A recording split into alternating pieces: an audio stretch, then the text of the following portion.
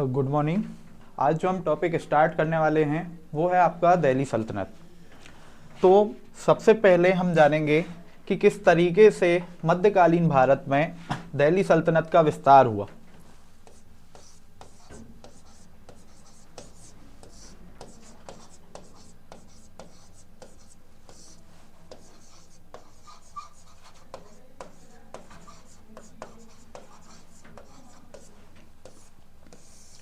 तो इसकी प्रस्तावना समझने के लिए सबसे पहले हमें यह जानना है कि हमने जब देखा कि भारत पर अरब आक्रमण हुआ जो कि 712 एडी में मोहम्मद बिन कासिम के नेतृत्व में हुआ था। इसके बाद पहली बार भारत में अरब का जो आगमन हुआ, देन उसके बाद हम देखेंगे कि किस तरीके से तुर्क साम्राज्य का यहां पर विस्तार हुआ जो कि आपका चलेगा मोहम्मद गौरी के समय तक।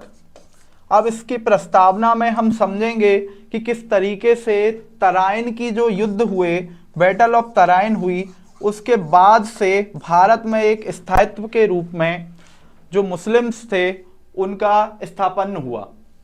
ठीक है, तो इसके लिए हमें देखना पड़ेगा तराइन के युद्ध के बारे में, जो कि हम देख चुके हैं कि 1191 और 1192 इन दोनों में दो युद्ध लड़े गए।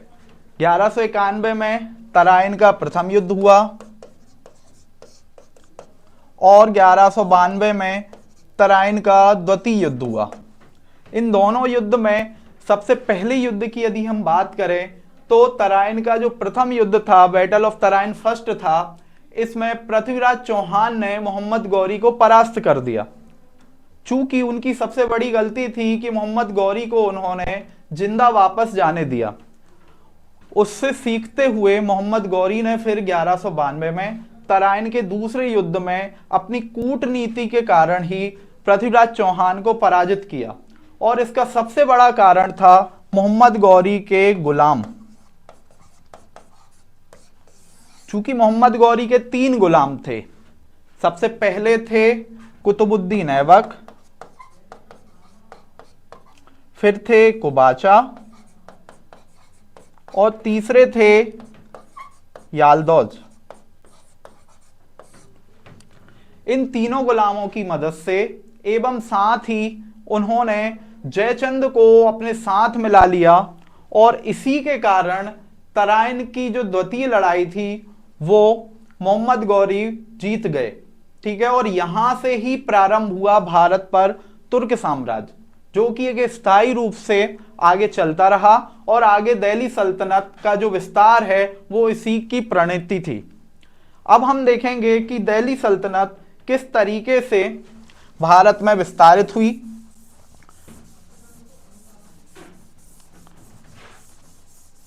यदि हम बात करें भारत में दिल्ली सल्तनत में, तो जो सबसे पहले फाउंडर थे वो थे आपके कुतुबुद्दीन ऐबक।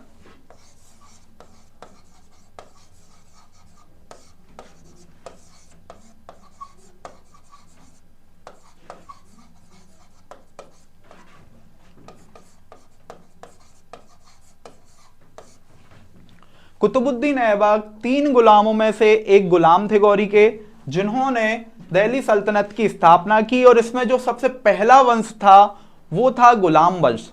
ठीक है, इसमें टोटल हम 5 वंश पढ़ेंगे, जिसमें सबसे पहला वंश था आपका गुलाम वंश,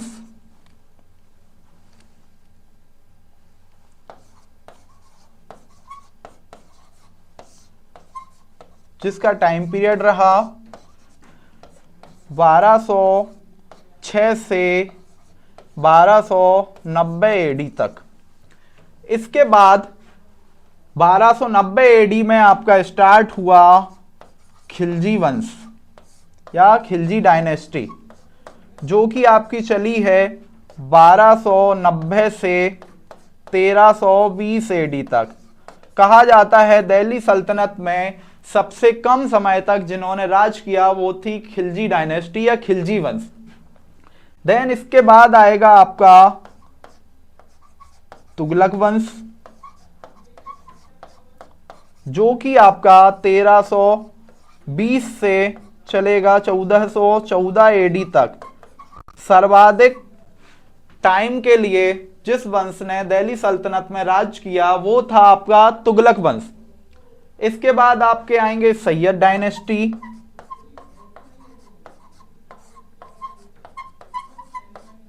जो चलेगा आपका 1414 से 1451 एडी तक। और सबसे लास्ट रहेगा जो आपका, वो था लोदी वंश, जो चलेगा आपका 1451 से 1526 एडी तक। तो यदि हम दिल्ली सल्तनत में 5 डायनेस्टीज की बात करें तो सबसे पहली थी गुलाम वंश या स्लेव डायनेस्टी, जिसका टाइम पीरियड रहा 1206 से 1290 एडी तक। उसके बाद जो सबसे कम समय के लिए डायनेस्टी थी वो थी आपकी खिलजी डायनेस्टी, जो रही 1290 से 1320 एडी तक।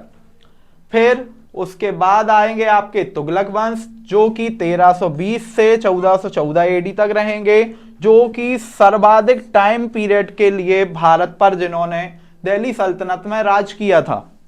देन उसके बाद सैयद वंश और सबसे अंतिम था लोदी वंश। लोदी वंश की यदि हम बात करें तो लोदी वंश जो था, इसके समाप्ति के बाद यहां से आपका मुगल काल प्रारंभ हो जाएगा। चूंकि लोदी वंश जो था ये प्रथम अफगानी वंश माना जाता है। इसके बाद जो लास्ट के जो इनके शासक होंगे इब्राहिम लोदी, इनको पराजित करके बाबर ने यहां से मुगल सल्तनत प्रारंभ की थी, या 1526 के पानीपत के प्रथम युद्ध के बाद ही मुगल काल का प्रारंभ हुआ था। ठीक है, तो इस तरीके से हमें दिल्ली सल्तनत में 5 वंश पढ़ना है, जिनमें से गुलाम, खिलजी, तुगलक, सैयद और लोदी थे। ठीक है, आज हम जो टॉपिक कवर करने वाले हैं वो स्टार्ट करेंगे हम गुलाम वंश से।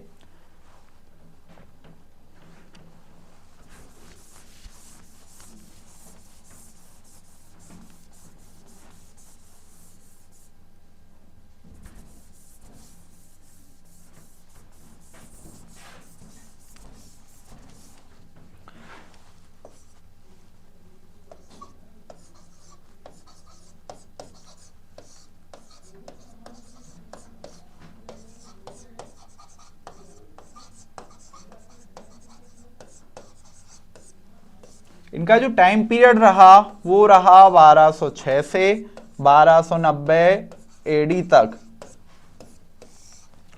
गुलाम वंश की हम बात करें तो इसका नाम गुलाम वंश इसलिए पड़ा क्योंकि इसके जो फाउंडर थे वो थे कुतुबुद्दीन ऐबक, जो कि मोहम्मद गौरी के 3 गुलामों में से एक थे। ठीक है, इसीलिए गुलाम वंश जो इनका नाम पड़ा वो उनका गुलाम होने के कारण ही पड़ा। यदि हम बात करें इनके फाउंडर की तो वो थे कुतुबुद्दीन ऐबक, जिनका टाइम पीरियड सिर्फ 4 साल का रहा, 1206 से 1210 एडी तक। चूंकि यह गुलाम थे इसीलिए इस डायनेस्टी का नाम गुलाम वंश पड़ा। उस समय यह प्रथा थी कि जो भी किसी सल्तनत का राजा या शासक बनता था वो एक उपाधि धारण करता था जिसे सुल्तान कहा जाता था। परंतु चूंकि यह अपने आप को मोहम्मद गौरी का गुलाम मानते थे, इसीलिए इन्होंने सुल्तान की जगह मलिक या सिपह सालार की उपाधि धारण की एवं अपने आप को मोहम्मद गौरी का ही गुलाम समझा। लेकिन इनके बाद जो अगले शासक आएंगे इल्तुतमिश, वो पहली बार दिल्ली सल्तनत में सुल्तान की पदवी धारण करेंगे। और माना जाता है कि दिल्ली सल्तनत में जो स्लेव डायनेस्टी थी उसके जो पहले विधिक सुल्तान थे या लीगल सुल्तान थे वो थे इल्तुतमिश, क्योंकि उन्होंने इस पोस्ट की परमिशन खलीफा से ली थी। अब यदि हम बात करें कुतुबुद्दीन ऐबक की, तो कुतुबुद्दीन ऐबक के अन्य और टाइटल्स थे, जिनमें से उन्हें कहा जाता था कुरान खां, कहा जाता है कि बचपन में कुतुबुद्दीन ऐबक को कुरान मौखिक याद थी, इवन ये लिखकर उनको बेचा भी करते थे, इसीलिए इन्हें उपाधि मिली कुरान खां। इनकी दूसरी उपाधि थी लाख बख्श। चूंकि यह बहुत ही उदार व्यक्ति थे, ये लोगों को दान दिया करते थे, जिनमें इन्होंने लाखों का दान दिया हुआ है, इसीलिए इनका एक जो टाइटल था, उपाधि थी, वो थी लाख बख्श। और तीसरी इनकी उपाधि थी, वो थी पील खां।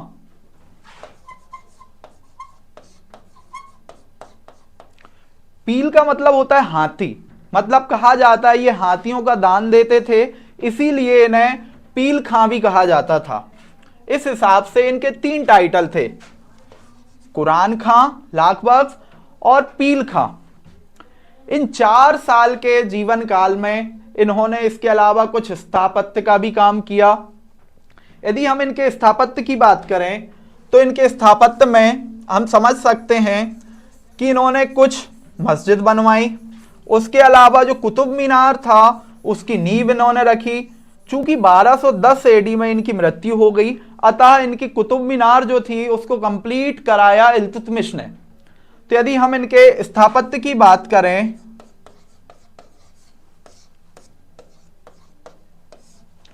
तो सबसे पहले इन्होंने कुतुब मीनार की नींव रखी।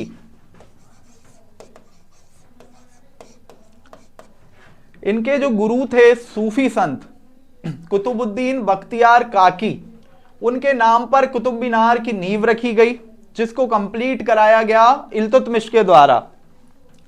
इसके अलावा इन्होंने 2.5 दिन का झोपड़ा मस्जिद बनवाई।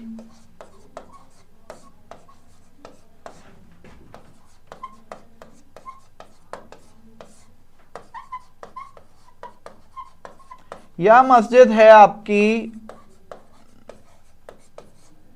अजमेर में। तो स्थापत्य कला की यदि हम बात करें तो कुतुब मीनार की नींव रखी, जिसको कंप्लीट कराया गया इल्तुतमिश के द्वारा। कुतुब मीनार चूंकि जब स्टार्ट हुई थी और उसको जब इल्तुतमिश ने कंप्लीट कराया था, तो कहा जाता है यह 4 मंजिला थी, लेकिन कालांतर इस पर बिजली गिरने के कारण इसका जो 4था माला था यह ध्वस्त हो गया। फिर हम देखेंगे कि जैसे ही फिरोज शाह तुगलक वंश में शासक बनेंगे तो वो इसका पुनः निर्माण कराएंगे और एक और ऊपर की बिल्डिंग का या माला बनवा देंगे। और टोटल इसमें यदि हम बात करें तो 5 माले मिलेंगे हमें। ठीक है, तो हमें 3 शासक याद रखना है। सबसे पहले कुतुबुद्दीन ऐबक ने इसकी नींव रखी, इसको कंप्लीट कराया इल्तुतमिश ने, और इसको एक बार और जीर्णोद्धार कराया फिरोज शाह तुगलक ने। इस तरीके से जो हमारा कुतुबुद्दीन ऐबक थे उन्होंने स्थापत्य कला का काम किया। अंत में 1210 में इनकी मृत्यु हो गई, और इनकी मृत्यु का कारण था ये चौगान खेलते समय घोड़े से गिर गए थे, जिसके कारण इन्हें चोट लगी और इनकी मृत्यु हो गई। चौगान कहलाता है पोलो। चूंकि स्पोर्ट्स का क्वेश्चन है तो हमें जानना होगा कि पोलो में जो प्लेयर्स होते हैं वो 7 होते हैं। ठीक है, घोड़े के ऊपर बैठकर एक प्रकार से हॉकी खेली जाती है। इसके अलावा इसी में होता है वाटर पोलो, जिसमें 4 प्लेयर्स होते हैं। ठीक है, तो 1210 में जैसे ही इनकी मृत्यु होगी और अगले शासक बनेंगे इल्तुतमिश, जिन्हें दिल्ली सल्तनत का रियल फाउंडर कहा जाता है, या यह दिल्ली सल्तनत के वास्तविक सुल्तान माने जाते हैं। इनके कुछ ऐसे कार्य रहे जिनके कारण दिल्ली सल्तनत का सबसे ज्यादा विस्तार हुआ। ठीक है, तो ये जो है इल्तुतमिश, इन्हें हम अगली क्लास में समझेंगे।